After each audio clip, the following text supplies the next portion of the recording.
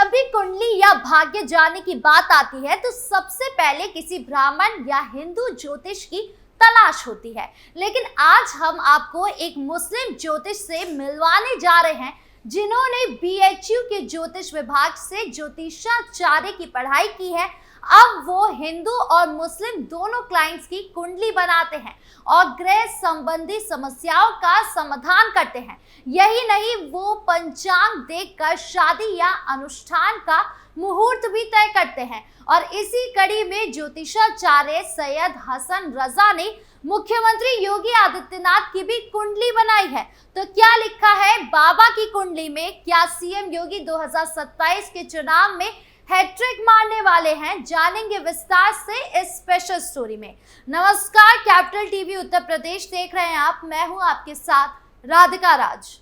क्या कहती है बाबा की कुंडली? सैयद हसन रजा के नाम के आगे ज्योतिषाचार्य सुनकर चौंकिए मत, क्योंकि इन्होंने बकायदा ज्योतिषाचार्य की पूरी पढ़ाई कर डिप्लोमा लिया है।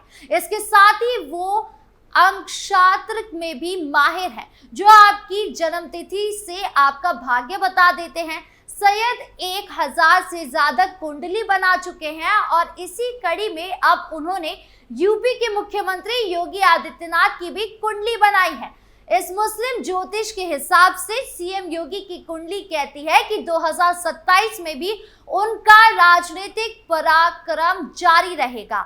ज्योतिष आकलन कर बताया कि आने वाले समय में CM योगी और मजबूत होंगे। उन्होंने बताया कि 29 मार्च के बाद से शनि का गोचर बदलेगा, गुरु की राशि मीन में जाएगी। इसके साथ ही कन्या राशि पर केतु का गोचर हो रहा है। इस सारी परिस्थितियों में यूपी में कानून व्यवस्था और मजबूत होगी। वो कहते हैं कि केंद्र के साथ यूपी की साझेदारी और बेहतर होगी और शासन व्यवस्था सही दिशा में अग्रसर हो गया। उन्होंने बताया कि CM योगी की प्रशासनिक क्षमता और बढ़ेगी, साथ ही CM पर लोगों का भरोसा भी बढ़ेगा। अब ऐसे में सवाल उठता है कि ज्योतिष की कुंडली का CM योगी को लेकर क्या बताना है?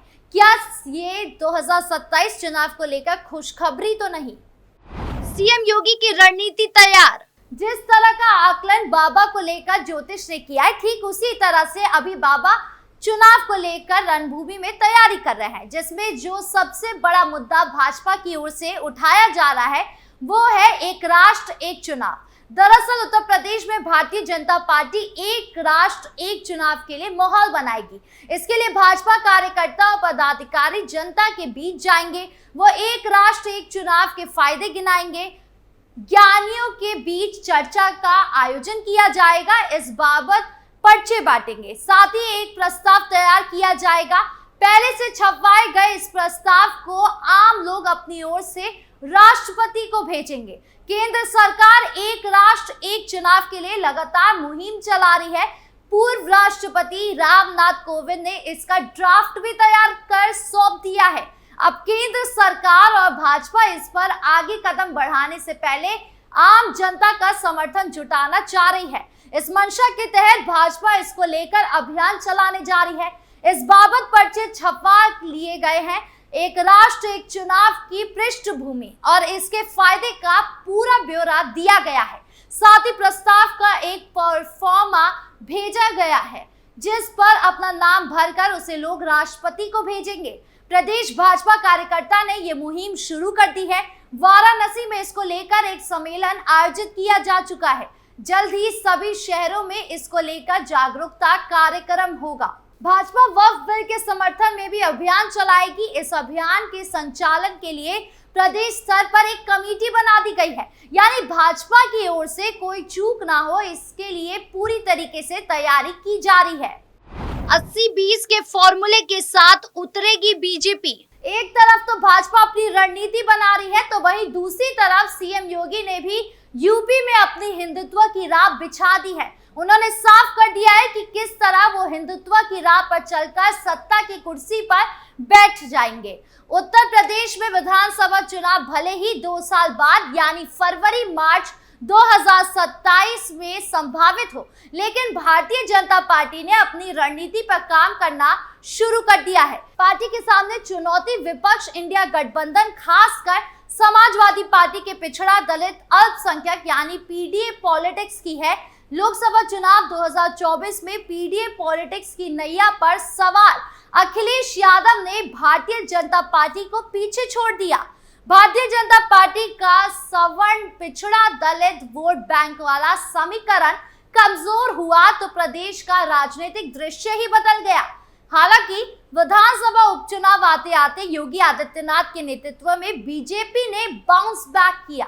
बटोगे तो कटोगे और एक है तो सेफ है जैसे नारों के जरिए पार्टी ने अपनी खोई ताकत फिर से हासिल की। अब सीएम योगी एक बार फिर 80-20 पॉलिटिक्स पर लौटते हुए नजर आ रहे हैं। सीएम योगी आदित्यनाथ ने विधानसभा चुनाव 2027 के समीकरण को साफ कर दिया है।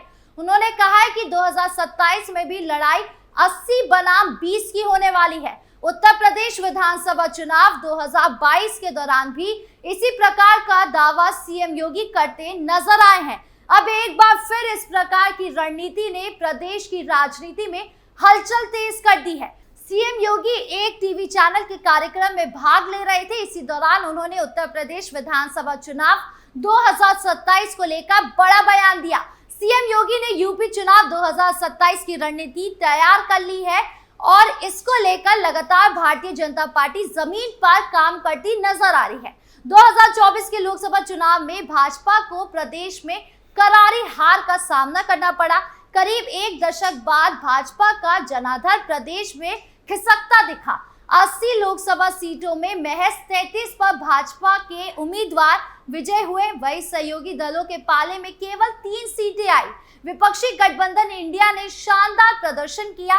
भाजपा की तमाम रणनीति पर पानी फेरते हुए समाजवादी पार्टी ने यूपी में ऐतिहासिक प्रदर्शन किया। अखिलेश यादव के नेतृत्व में उतरी सपा ने 80 में से 62 सीटों पर अपने उम्मीदवार उतारे। इसमें से 37 सीटों पर उन्हें जीत मिली। वही 17 सीटें कांग्रेस के पाले में गई। उनमें से 6 सीटें जीतकर पार्टी एक बार फिर प्रदेश में अपना पांव जमाती दिखाई दी। सीएम योगी आदित्यनाथ के इस प्रकार के दावे का कारण जमीन पर लगातार हो रहे काम को देखते हुए कर रहे हैं। भारतीय जनता पार्टी के संगठनात्मक चुनाव की प्रक्रिया को अभी प्रदेश में पूरा कराया जा रहा है। जिला अध्यक्ष चुनाव की प्रक्रिया को पूरा करने में पार्टी जुटी हुई है। इसमें विपक्षी समाजवादी पार्टी के पीडीए समीकरण को ध्वस्त करने की पूरी रणनीति पर काम किया गया है। भाजपा के निचले स्तर के संगठन में पिछड़ा और दलित समाज को खासी तवज्जो दी गई है। लोकसभा चुनाव में सपा पीडीए को साधने के फेर में बड़े वर्ग को छोड़ती दिखी थी। बीजेपी की रणनीति का असर जमीन पर होता दिख सकता है। वहीं जिला स्तर पर भी पिछड़ा और दलित वर्ग को विशेष तरजीह दी जा रही है।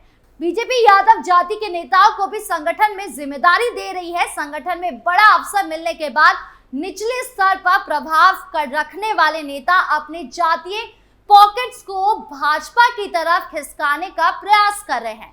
ऐसे में पार्टी की ताकत बढ़नी तय है। सीएम योगी इससे आश्वस्त दिखते हैं। भारतीय जनता पार्टी महाकुंभ जैसे बड़े आयोजन को गांव-गांव तक पहुंचाने की तैयारी करती दिख रही है। प्रयागराज में जिलों में ले जाए जा रहे संगम के जल को भले ही प्रशासन की टीमें पहुंचा रही है, इसके वितरण में भारतीय जनता पार्टी के कार्यकर्ता सक्रिय भूमिका निभाते दिख रहे हैं। वो हर सनातनी को संगम का जल उपलब्ध कराकर 2027 से पहले एक तरह से अपने पाले में लाने की कोशिश करते दिख रहे हैं। दरअसल महाकुंभ के दौरान विपक्षी दलों की ओर से लगातार सरकार पर हमले होते रहे हैं। सीएम योगी आदित्यनाथ पिछले दिनों महाकुंभ के आयोजन के दौरान उठाए जा रहे सवालों को सरकार पर हो रहे सवालों की जगह सनातन के खिलाफ दुष्प्रचार के रूप में पेश कर दिया। अब जमीन पर इस बात को पहुंचाने की कोशिश हो रही है। इसके अलावा अयोध्या में राम लल्ला का मुद्दा भी विधानसभा चुनाव में खूब गहराना तय है। यूपी चुनाव 2022 के दौरान 80-20 का नारा देने के समय सीएम योगी ने सरकार की योजनाओं का लाभ पाने वाले 80% के भाजपा के पाले में आने का दावा किया था। हालांकि उस चुनाव में सपा ने 111 सीटों पर जीत दर्ज की थी, वहीं भाजपा को 255 सीटों पर जीत मिली। पीडीए पॉलिटिक्स के जरिए सपा की कोशिश 2012 दोहराने की है। वहीं जातीय राजनीति से इतर भाजपा सनातन समाज को एक पाले में लाने के प्रयास में दिख रही है। इसके जरिए इस बार 80-20 फॉर्मूला स्थापित करने की अलग तैयारी है। पिछले दिनों जिस प्रकार से सीएम योगी के नारों ने कई विधानसभा चुनावों और यूपी उपचुनाव में अहम भूमिका निभाई, वो 2027 में भी असरदार हो सकती है। तो तय मानिए अगला चुनाव पीडीए बनाम 80-20 होने जा रहा है। अब ऐसे में देखना होगा कि सीएम योगी को लेकर की गई भविष्यवाणी कितनी सच होती है। आपको क्या लगता है, कमेंट बॉक्स में जरूर बताएं। वीडियो अच्छी लगी हो तो लाइक शेयर करें और चैनल को सब्सक्राइब करना ना भूलें। नमस्कार।